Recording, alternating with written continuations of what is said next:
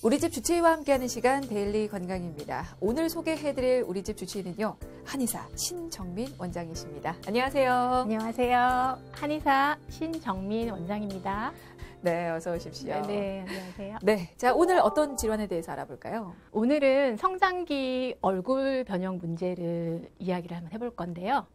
얼굴 변형 문제는 젖먹이 유아부터 노인네까지, 그러니까 평생에 걸쳐서 진행되는 생애 전반기 질환입니다.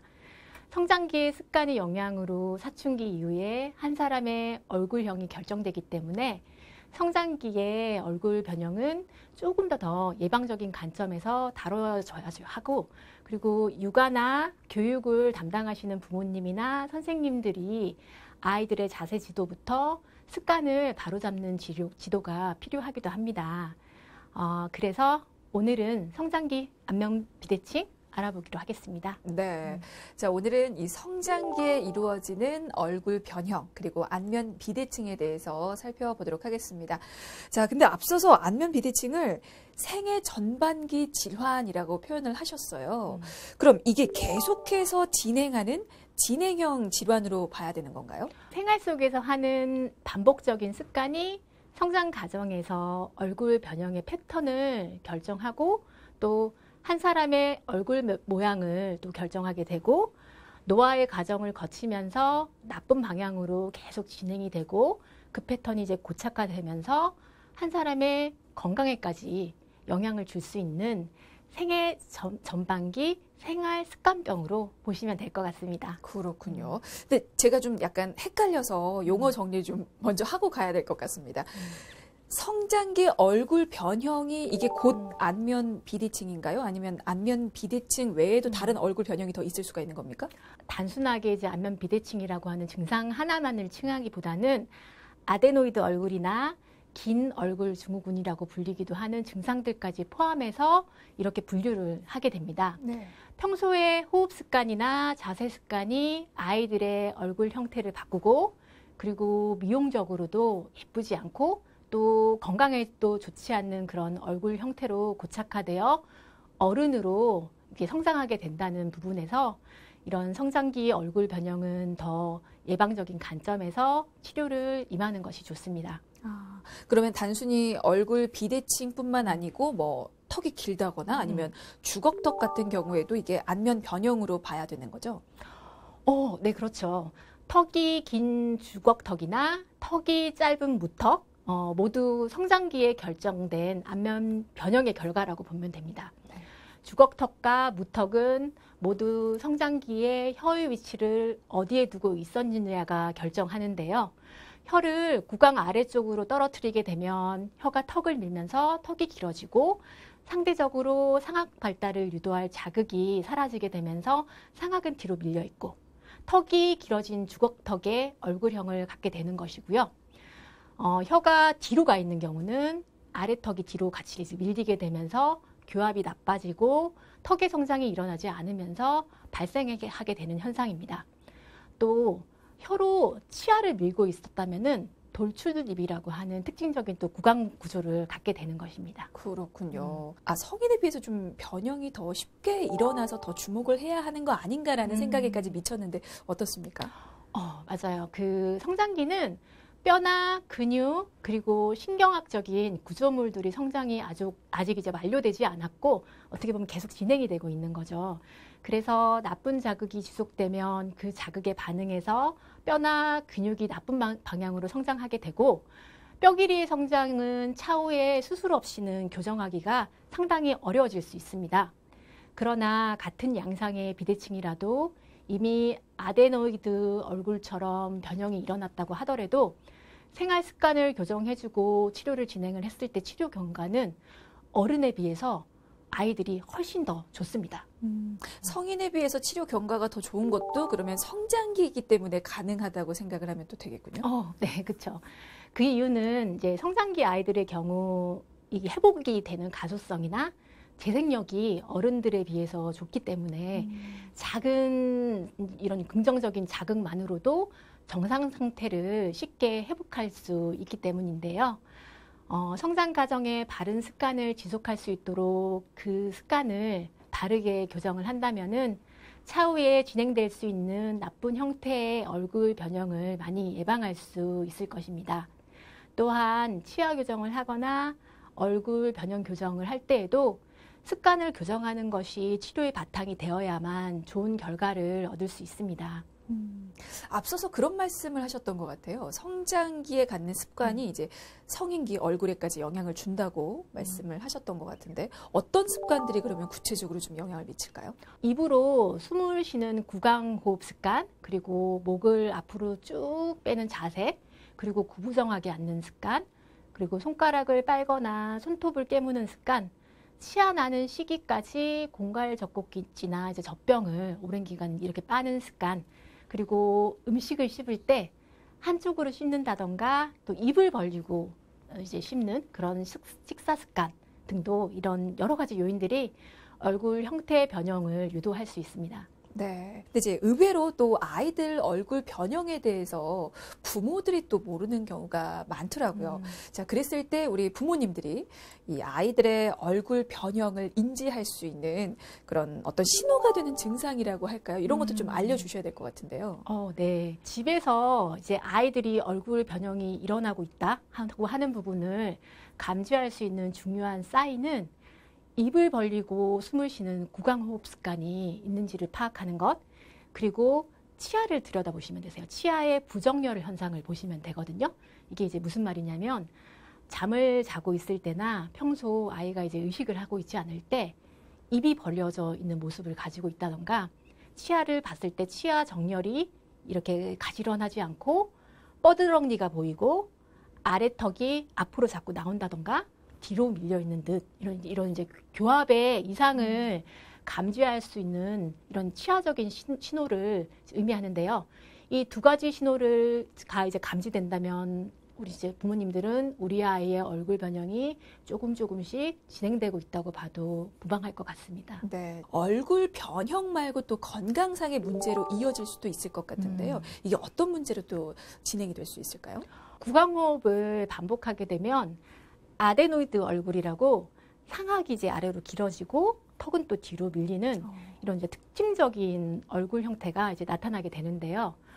호흡이 일어나는 기도가 좁아지고 또 산소 포화도가 떨어진 상태가 만들어지기 때문에 뇌로 산소 전달이 원활하지 않게 됩니다. 그래서 수면 장애가 생기거나 집중력이 떨어지기 쉬우며 이는 또 학습 장애나 ADHD 같은 증상으로 이어질 수도 있습니다. 공부에 집중해야 할 시기에 이 부분은 조금은 심각한 문제일 수도 있는 것 같습니다. 그렇군요. 그리고 또 하나 걱정이 되는 게 이게 또 근골격계 문제로도 이어질 수가 있는 거죠? 성장기 얼굴 변형은 불량한 자세 습관과 함께 발생하는 문제라고 봐야 되는데요. 네네. 척추측만증이나 거북목과 같은 척추 구조와 이런 변형이 동반되어 있는 경우가 굉장히 많습니다. 그래서 이제 성장기에 척추 구조의 문제는 바른 성장하고 사실 직결되는 문제이기 때문에 이게 중요할 수밖에 없는 것 같아요. 그러면 성장기 중에서도 치료받기 좋은 그 적기가 좀 따로 있을까요? 네. 그 아이의 치료 수능도 그리고 얼굴의 발달과 그리고 턱이 성장되는 패턴을 이렇게 종합해 봤을 때 가장 좋은 치료 시기는 만 6세에서 12세 정도까지로 보면 됩니다. 물론 이제 아이의 얼굴 성장에 나쁜 신호를 부모님이 이제 감지하기 좋은 그런 이제 부정교합이나 구강호흡과 같은 부분들이 관찰이 된다면은 최대한 빨리 치료를 해주는 것이 좋기는 합니다. 네. 자, 그렇다면 성장기에 이루어지는 얼굴 변형은 어떻게 또 치료를 하십니까? 아이들의 얼굴 변형을 치료할 때 우선 잘못된 습관이 무엇인지 아이를 진찰하는 과정에 그리고 또 이제 부모님과 면담을 하는 과정을 통해서 찾는 게 제일 중요하고요. 네네.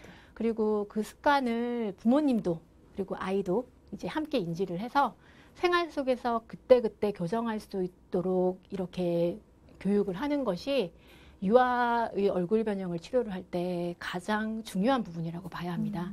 또 습관 교정이 구조적인 문제 그리고 병리적인 문제로 안 되는 경우가 있을 수는 있는데요. 예를 들면 이게 만성 비염이나 그리고 뭐 아데노이드 이런 것 때문에 구강호흡을 하고 있는 아이한테 너 입을 닫고 코로 숨을 쉬어야 돼 라고 이야기를 한다고 이게 이제 교정이 되기는 되게 힘들거든요. 네네. 그래서 이런 경우에는 구강호흡이 되는 이런 원인이 되는 이제 근본적인 그런 이제 비염을 치료를 먼저 하는 것이 필요합니다. 근데 사실 그렇잖아요. 성인도 습관 하나 고치는 게 굉장히 어려운데 구체적으로 어떤 방법을 통해서 이런 습관들을 고치게 하시는지도 저는 좀 궁금한데요. 손가락을 빨고 있으니까 빨지 말도록 고쳐야 한다라고만 사실 이제 의료진이 이렇게 이야기를 하게 되면 부모님은 아이한테 윽박지르거나 강요를 하는 상황이 발생할 네. 수밖에 없습니다. 그리고 아이하고 이제 대화를 통해서 고칠 수 있는 부분에 대해서 진짜 동기부여를 하는 것도 굉장히 필요하고요. 그 습관을 교정할 수 있는 도구나 훈련법을 통해서 치료 프로세스 안에서 실제 교정이 일어날 수 있도록 해나가고 있습니다. 그러니까 마냥 강요만 하는 게 아니군요. 그렇죠. 네, 아이에게 동기부여와 더불어서 다른 방법들을 또 강구하도록 네. 네, 다 같이 노력을 해야 하는데 혹시 그것 말고 또 병행하는 방법이 더 계십니까? 아까 이제 말씀드렸듯이 네. 교정을 방해하고 있는 요인이 있다면 이제 근본적인 원인을 찾아서 치료를 해줘야 하는데요. 구강호흡을 만드는 비염이나 아데노이드 비대증이 있다라고 하면은 이 부분에 대한 이제 한의학적인 치료를 병행합니다. 뭐 한약 치료가 필요하기도 하고 구조 교정을 하는 추나 치료도 필요한 경우도 있습니다. 네. 또한 잘못된 습관이 고착화되면서 생긴 저작근의 과긴장을 풀어주기도 하고 약화된 근육을 강화하기 위해서 뭐 근기능 훈련을 하기도 하고요. 근막 이완술을 진행을 해서 턱관절을 이제 틀어짐을 해결하는 턱관절 치료 그리고 두개 안면골의 변형을 해결하는 전골요법인 이제 주니핏 테라피가 이제 소아의 얼굴 변형을 치료하는 치료 방법이라고 보시면 될 것 같습니다. 네, 좀 다소 생소한 단어들이 좀 많이 들렸는데 그 중에서도 주니피 테라피라는 건 어떤 겁니까? 두개골, 전골 추나요법 중에 소아에게 진행하고 있는 치료법을 주니피 테라피라고 합니다. 이 비정상적인 두개 리듬을 회복해서 이제 22개의 두개 안면골의 위치를 바로 잡아서 얼굴뼈를 그리고 얼굴 기능이 가지런하게 이렇게 정렬될 수 있도록 그렇게 해주는 치료법이라고 보시면 되는데요. 어른들에게 진행하고 있는 침 치료나 강한 추나 치료를 아이들에게 적용하기 힘들기 때문에 아이들에게는 조금 이제 특징적인 방식으로 수기 치료를 하게 되고요. 근막요법이나 이런 것들도 조금 특이한 방식으로 진행을 하고 있습니다. 그래서 이를 이제 주니피 테라피라고 특징적인 좀 이름으로 칭하고 있습니다. 그렇군요. 아무래도 성장기 아이들에게 해내지는 치료다 보니까 부모님 입장에서는 좀 부담스러워하거나 좀 가슴이 너무 아파하실 수도 있는데 이제 그런 분들이 좀 고려를 하실 필요는 있을 것 같습니다. 자, 그러면 아이들에게 적용되는 이런 치료는 기간을 어느 정도나 잡아야 될까요? 소아의 얼굴 변형 치료는 이 생활하면서 누적되는 습관이 교정되지 않고서는 어떻게 보면 완벽한 치료는 힘들다고 봐야 되는데요. 그래서 치료 기간은 얼마나 이제 치료를 따라와 주느냐에 따라서 길어지기도 하고 단축되기도 할 수는 있습니다. 한 4번 정도 치료하고 급격히 좋아졌던 케이스도 있지만 습관 교정이 안 되고 부모님의 협조나 아이에게 동기부여가 잘 안 되는 경우에는 6개월 이상 치료 기간이 소요되기도 합니다. 기본적으로 집중 치료는 한 달 정도, 그 뒤에는 2주 단위로 치료를 하게 됩니다. 사실 근데 얼굴 변형은 좀 수술해야 한다라고 생각하시는 분들이 많으실 것 같은데 특히나 아이들 같은 경우는 수술이 너무나 부담스럽잖아요. 부모 입장에서도 이제 그런 분들 비수술적으로 아이들의 얼굴 변형을 해결하고자 하시는 분들에게는 이 방법이 참 좋겠다라는 생각도 한편으로는 드네요. 네. 맞습니다. 한의학이 인체를 치료할 때 보다 예방적인 관점에서 접근을 하고 있으며 증상 자체의 호전보다는 근본적인 원인을 찾아서 그 부분을 치료를 하는데 집중하고 있기 때문이며 그리고 또 수술과 같은 그런 비가역적이고 또 인위적인 이런 개입을 최소화하는 치료 방법을 택하고 있기 때문이라고 봅니다. 아이들이 바른 성장을 할 수 있게 악화 요인이나 유발 요인을 보다 근본적으로 해결을 해주고 스스로 잘 성장할 수 있도록 여건을 만들어주면 그 길을 통해서 아이들은 다르게 커나갈 거라고 생각을 합니다. 그렇군요. 자, 그러면 재발 가능성도 좀 질문을 드리겠습니다. 성장기 치료 후에 성인이 돼서 다시 재발할 수도 있죠, 물론. 아이들이 얼굴 변형 치료 후 재발하는 문제에도 어떻게 보면 또 이제 조건이 붙는데요. 네. 제대로 치료만 하면, 그리고 이는 이제 결국 습관이 교정된다면 하고 같은 의미입니다. 이렇게만 된다면 재발 없이 고운 얼굴을 가진 채로 성장을 할 수가 있습니다. 그래서 이를 하기 위해서 치료가 끝난 후 3개월 후, 6개월 후 이렇게 경과를 확인하는 과정을 꼭 거치게 되며 아이의 성장과 그리고 잘 커나갈 수 있도록 그렇게 함께 호흡을 맞추고 있습니다. 네. 사실 이 성장기 얼굴 변형이 일어난 이 환자의 생활 가이드 한번 정리를 해야 할 텐데 이거는 아이들에게만 해당되는 내용은 아닐 것 네. 같아요. 부모도 같이 실천을 해주십사 하는 내용들 한번 쭉 정리 좀 부탁을 드리겠습니다. 네. 나쁜 생활 습관인데요. 이게 뭐 나쁜 생활 습관, 구강 습관, 그리고 호흡 습관, 자세 습관. 이 부정교합이라고 하는 그 치아적인 문제의 원인이 되기도 하거든요. 그리고 손가락을 빠는 습관, 그리고 손톱을 깨무는 습관, 입술을 이렇게 깨무는 습관, 치아가 나는 시기까지 공갈젖꼭지나 젖병을 계속 이제 빠는 습관들, 그리고 잘못된 식습관도 바꿔야 하고요. 특히 그 잘못된 혀 위치를 만드는 습관이나 나쁜 구강호흡 습관이 있다면 이를 이제 고치는 게 굉장히 중요한데요. 건강한 턱 발달을 자극하는 혀의 위치는 입천장 앞쪽 3분의 1 지점입니다. 이제 쉽게 말씀을 드리면 니은이라고 발음을 할 때 혀가 닿는 부위가 바로 그 부위인데요. 혀가 아래로 내려가면 아래턱을 강한 힘으로 밀게 되면서 아래턱이 강하게 성장해 길어지게 되고 또 치아를 밀면 치아가 앞으로 돌출될 수도 있습니다. 혀의 위치를 아래쪽으로 이제 떨어뜨리는 가장 중요한 원인은 입으로 숨을 쉬는 구강호흡 습관인데요.